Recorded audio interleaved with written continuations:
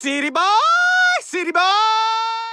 Ladies and gentlemen, it's your boy, Nate the Great, back with another video.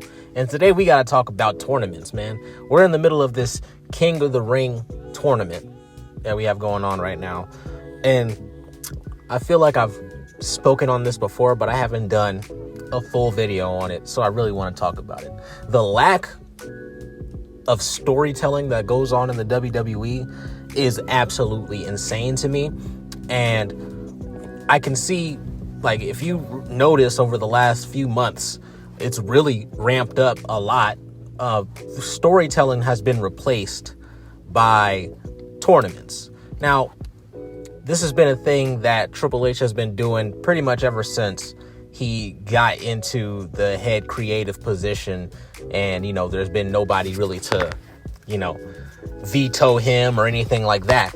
We see tournaments for every damn thing. We see tournaments for the United States Championship, for the Intercontinental Championship, the Women's ICN US Championships. We've seen tournaments for the Tag Team Championships. We've seen tournaments for the World Heavyweight Championship. Like, in order to get to the World Heavyweight Championship, when it was first introduced or reintroduced, we had a tournament so we could decide who would win that, right? It seems like every single title gets a tournament at this point, and that has replaced stories and feuds.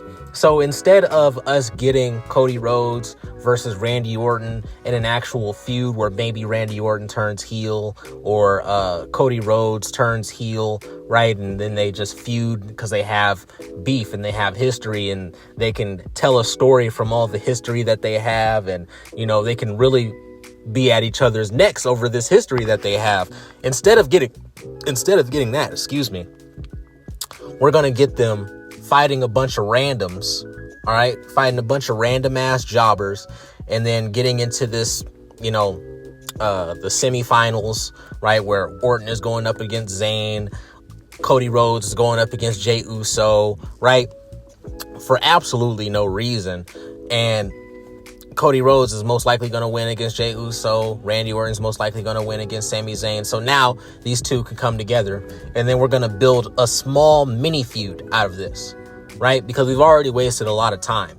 Night of Champions is right around the corner, right? So by the time that this tournament is up and done with, we're not even going to have that much time to really flesh out these quote unquote feuds, because can you even call them that at this point, right? I mean, you can't really call these feuds or anything like that because they're all just doing what they're contractually obligated to do, kayfabe wise, by just participating in the tournament. So there's no real feud here. There's no actual backstory to this. None of that. All right. We've been clamoring. I won't say we, for the most part. It's just for the main part, like, especially during Cody Rhodes' title reign, we wanted meaningful feuds, right? We wanted to see Cody Rhodes versus Randy Orton when Cody Rhodes was champion. Instead, you had Randy Orton jobbing out to Gunther for absolutely no reason, right? And you had Cody Rhodes in a 6-month feud with the Bloodline and a 3-month feud with AJ Styles, a one-off feud with Logan Paul, right? Fucking 5-month, 6-month feud with what's his name? Kevin Owens. This is what we got in lieu of getting an actual impactful story, right? Cody Rhodes against Randy Orton, right? Former tag team partners, former faction members, whatever you want to call it. And they've come to a head and, they have these differences that they have to settle in the ring. But instead of getting that, an actual story, right? We could do, since Triple H likes to, rehash shit so much from his career, why don't we rehash the Triple H story with Randy Orton, where Randy Orton took out Stephanie McMahon? If we can do the same thing with Brandy Rhodes. Brandy Rhodes is a worker, so she would be able to fit in here like a glove, right? Instead of that, we're going to get this bullshit thrown together last minute feud between Cody Rhodes and Randy Orton. Let's talk about it a little bit further. Let's talk about how it doesn't even make sense that Cody Rhodes is in this tournament in the first place, right? Cody Rhodes, for all intents and purposes, he should is the key word here. He should be going for the WWE Championship again, since, he had a 380-day reign. He lost at WrestleMania, but he just pinned the WWE champion, being John Cena, at Money in the Bank, right? This all just happened. But for some reason, we get CM Punk shoehorned into to the Night of Champions main event just because, right? Just because there has to be, Triple H knows that Cody Rhodes and John Cena, they put on one of the worst matches in WrestleMania history, possibly the worst match in WrestleMania history, and that's up there with the likes of Michael Cole versus the King, right? That's up there. Like, they literally made a match so fucking bad that is rivaling Michael Cole and Jerry the King Lawler when he was already a geriatric, right? That's where we're at. And instead of Cody Rhodes going and rematching for that, he has to participate in the King of the Ring tournament so that way he can get back potentially to the WWE Championship. Where does any of this make sense? How does any of this make sense? In lieu of Cody Rhodes just getting the rematch, let's just get it over with. We all know that it's coming. We're pushing this off for a CM Punk feud that makes absolutely no sense in the context of what was going on story-wise. The story, quote unquote, and I use this very loosely, okay? The story, quote unquote, that was being told was that, John Cena barely got over on Cody Rhodes. He had to cheat in order to win. Cody Rhodes, this time he's not going to take it easy on John Cena. He's not going to show pity on John Cena. This time he's coming back for the gold, and he's coming back, with more vengeance than he came with the last time. That's the story that was being told, right? Even got Logan Paul and Jey Uso kind of attached to this whole thing, right? So that was the story. And then we just stopped that story in the middle of it so that way we can move on to CM Punk, and we can have CM Punk go into Night of Champions to face John Cena. If anybody can explain this stuff to me, then I'm willing to listen, all right? Because the way that it seems right now is that all this stuff is just rushed, right? Nothing has real thought to it, and Triple H is just coming up with shit right off the top of his head.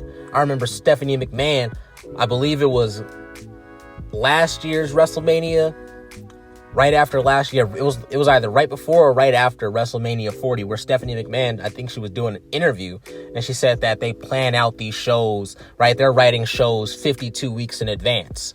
And that sounds good up until you get into, right, what's happening right now, where shit's just all over the place, right?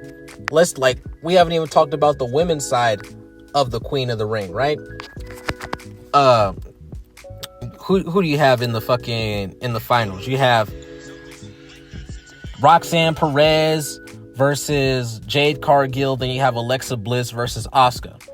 Now, this one isn't as bad because, as far as I'm concerned, pretty much most of these women here, like Cargill and Perez, they're both new. So if either of them wins, that would be good on them. And then Bliss and Asuka, right? Alexa Bliss, I was talking a little shit about her being close to geriatric last time, but really, in all reality, she's only 33, right?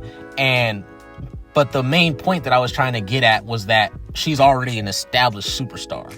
So maybe if she goes into this and she loses against a Cargill or she loses against a Perez, and the same thing goes with Asuka. These are both of these women are established women in the industry already. Like, they've already won multiple world championships, tag team championships, right? They've already done it. They've done the whole rat race.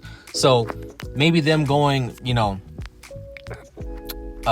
not going over, having Jade Cargill or Roxanne Perez go over on them, that would do, pretty much wonders for either of those women's careers to beat an established star in Asuka or in Alexa Bliss. So that's good on that side, right? I have no real issues with that side. It's when we come over to the men's side where we have nothing but fucking people who we already have seen at the top. Like, everyone pretty much except for Sami Zayn has won a World Heavyweight Championship, right? They've won the World Championship before. So, Sami Zayn, honestly, Sami Zayn even being in here, it just goes to show even further about the favorites and things that are, you know, because Triple H has his favorites, and Sami Zayn is one of his most favorites. The only reason why Triple H hasn't put that rocket on Sami Zayn as he did with Jey Uso is because Triple H knows. He knows that Sami Zayn is not a star. He knows that Sami Zayn is not over, right? So if he actually puts Sami Zayn in that position, the backlash from that will be way worse than it ever was for Jey Uso. Because at the very least, you can say that Jey Uso is over, right? He is, for what his character is, what his gimmick is, right? It is over, right? The kids are yeeting with him when he comes out. That is an actual fact. That is something that happens, and he is one of the top merch sellers. Sami Zayn is not. He's nowhere near the top of that, nowhere even close to being over. So the fact that he's even in this tournament over the likes of people like, you know, Bronson Reed or, you know, Andrade, fucking LA Knight, Carmelo Hayes, you know what I mean? Like Dom Mysterio, Braun Breaker, Bronson Reed. The fact that he's in over all of these different guys who could use that King of the Ring to actually, you know, move up and actually become something in the industry and actually become a main event superstar. What we have instead is a bunch of people we've already seen there before. We got Jey Uso just lost his World Heavyweight Championship. Instead of getting a rematch or whatever the case, he just goes right into the King of the Ring. Randy Orton, 15 or 14-time WWE champion. Fucking Cody Rhodes, a one-time WWE champion. What are we doing? You know, it's all tournaments, and not a damn story is being told here. It's simply getting on my nerves, right? Like having to watch, well, not having to, but watching on a week-to-week basis, and absolutely nothing moving forward, nothing actually progresses because there are no storylines to progress. There are no stars that are being pushed, right? No new stars that are coming up the pike, unless we're talking about maybe on the women's side, right? Because, I mean, at least on the women's side, over this last year, you had Tiffany Stratton come up and shoot all the way to the top of the card, and she is currently the women's WWE champion, right?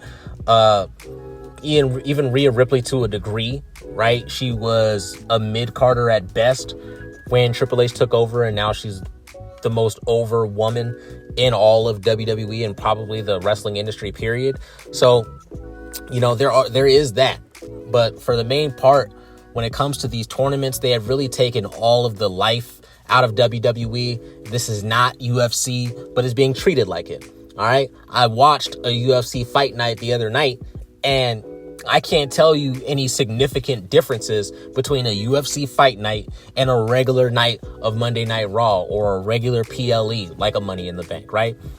Only thing is, one is real, one is actual legitimate competition. So tournaments and rankings and things like that, they actually make sense in that context. It just doesn't make sense in the context of WWE. There has to be stories pushing things forward. There have to be feuds pushing things forward, but we're just not getting that. So let me know what y'all think down in the comments below. Like and subscribe if you want to hear some mo. And this has been your boy, Nate the Great, back with another video, and I'll see you in the next one. Peace.